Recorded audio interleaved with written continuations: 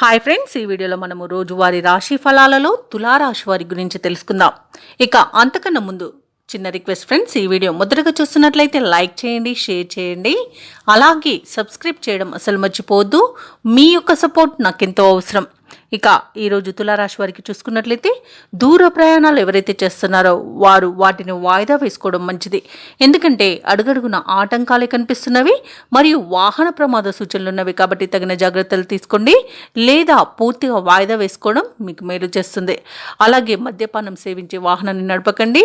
ఇక వాహన మరమ్మతులు తప్పకుండా చేయించుకోండి. ఇక ఈరోజు తులారాశి వారికి ఆదాయానికి మించిన ఖర్చులు పెరుగుతాయి. కుటుంబ వ్యవహారాలలో ఆకస్మికంగా నిర్ణయాలు మార్చుకునే అవకాశం అయితే కనిపిస్తుంది. ఇక వృత్తి వ్యాపారాలలో ఊహించని సమస్యలను ఎదుర్కొంటారు.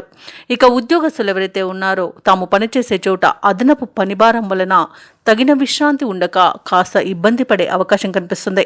ఇక నిరుద్యోగులు ఎవరైతే ఉద్యోగ ప్రయత్నాలు చేస్తున్నారో వారికి నిరుత్సాహమే మిగులుతుంది.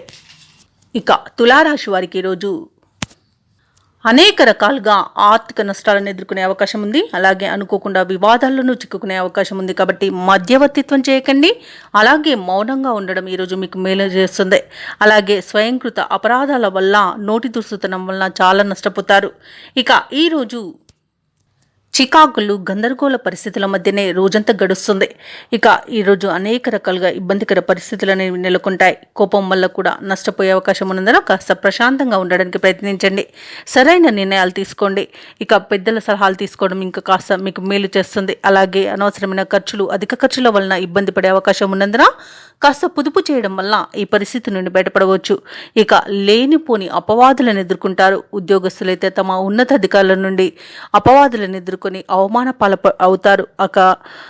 మాట తీరు వల్ల కూడా మీకు నష్టం కలిగే అవకాశం ఉన్నందున కాస్త జాగ్రత్తగా ఉండండి. మీ పై అధికారులతో కాస్త జాగ్రత్తగా ఉండండి. నోరు జారినంత వరకు మీకు ఎలాంటి ఇబ్బంది అయితే కనిపించడం లేదు.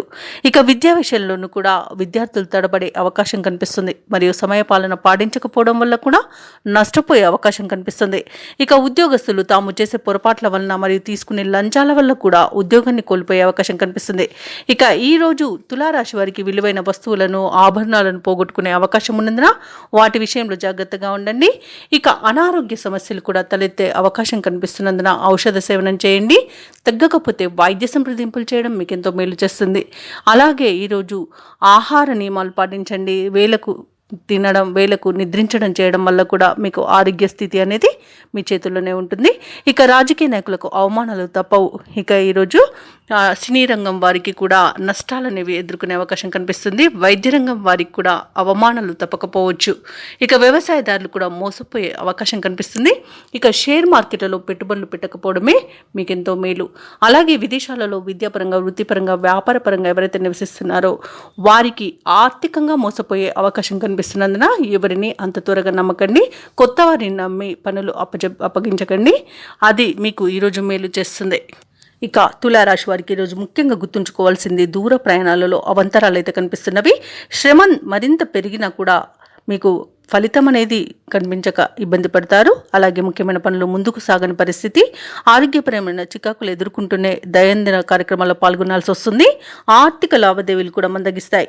ఇక వ్యాపార వాణిజ్యవేత్తలు ఎవరైతే ఉన్నారో వారికి దక్కిన లాభాలతోనే సరిపెట్టుకోవాల్సి వస్తుంది.